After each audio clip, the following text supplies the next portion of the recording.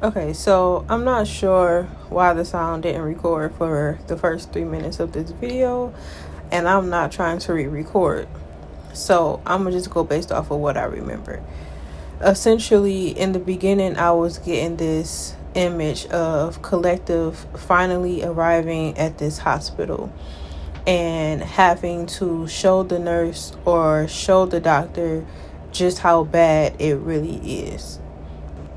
I was saying that for some of you that could be literal, but for me, I'm channeling it metaphorically, obviously. So here I'm just showing the cards. You had the Calendula card, which was number 1, Palo Santo, and then the Strength card in reverse. So I feel like overall this energy is painting a picture of vulnerability. And I feel like Spirit is encouraging you to be open and to be vulnerable. And, being open and being vulnerable in the face of your manifestations. So this is whatever it is that you have been working for, striving towards, manifesting, whatever that may be.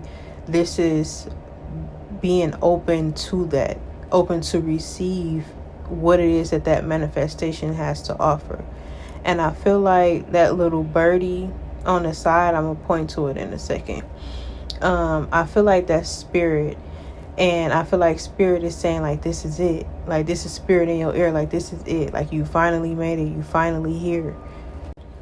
But I feel like with the Palo Santo card, which is the Guardian card, I feel like, Collective has their guard up, and rightfully so, because if you look at that field of flowers in that card I'm pointing at, I feel like there was a journey that had to be had in order to make it through that field.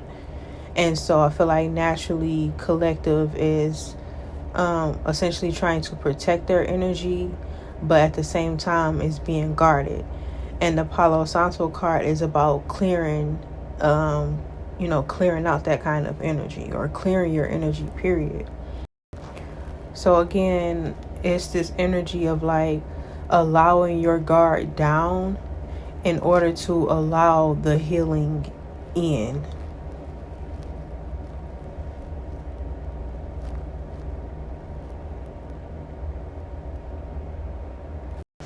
So it really just kind of goes back to the example of the nurse and the doctor, letting them see how bad it really is in order for them to come up with the proper course of action or course of healing for, what it is you need. Now, this doctor could be, like I said, an actual physical doctor. It could be a person. It could be a place. It could be an opportunity. Whatever it is that you have been manifesting in your life, that you have been trying to reach and have gone through literal hell and back to get there, it's finally, I'm not going to even say it's standing before you, because with this being a tree, it's always been there. Look how big this tree is. This is stability. It's always been there. But now you are finally standing before it. And it's like you have to allow it to do what it's there to do. But I feel like there's this fear with this Strength card in reverse. I'm going to turn it upright so you can see what's actually going on in the card. I feel like there is, because, okay, here's the vulnerability, right? I feel like there is either this fear of being judged, a fear of being too much. You got the womb, you got emotions, you got the heart. Like, this is just emotions everywhere, right? I also feel like because you got these three people journeying up her hair or whatever. So I feel like this is about, again, letting people in, or not wanting to maybe get too caught up, or bringing people into, I feel like it's control, not wanting to lose control, not wanting to lose yourself. Okay, I paused it at 444, so that could be significant for some of you. I feel like, because in this mountain in the back is rose quartz. Rose quartz speaks of self-love. So I feel like maybe you feel safer alone or by yourself or in solitude because you can handle your own emotions. You don't have to worry about keeping them to yourself or tailoring them to other people or being too much or not enough or whatever your trauma and your wounds are telling you. And so I'm hearing like, bravo, right? Spirit is congratulating you for getting to that space where you finally learn to love yourself, where you finally learn to accept these parts of yourself. But Spirit is also like, okay, but you're not meant to be alone forever either. Like, you had to have a period of isolation in order to see yourself fully, but now it's time to be seen by others. Okay. Okay, so, and I also feel like, because at the bottom of the deck you got Journey in reverse, and I feel like some of your apprehension can come from like essentially thinking too far ahead. Like you're already thinking about what's next, essentially. But I feel like Spirit wants you to stay present and stay in this moment of arrival, this moment of it's finally happened, instead of jumping right to the next moment of, okay, what's next? Okay, what else I gotta learn? What is this gonna look like? I already know what they're gonna say. You know, this, whatever this internal self-dialogue is.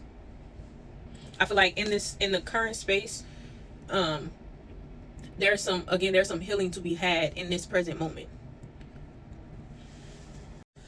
Okay, and then lastly, I feel like because you have your confirmation that you have arrived, that you are here, and this is where you were meant to be, like this is where the journey was bringing you to the whole time, there's just energy of not needing to rush the rest of the way. Like you've got I'm not gonna say the bulk of the journey out the way, but you've covered significant ground is what I'm hearing. So much so that you can kind of pace yourself for now. I'm not gonna say forever. I mean, it depends. You gotta take it how it resonates. But yeah, just Spirit wants you to realize where you actually are in your journey. Process that. Be present for it. Feel all the feels. And allow that to carry you to the next part of your journey.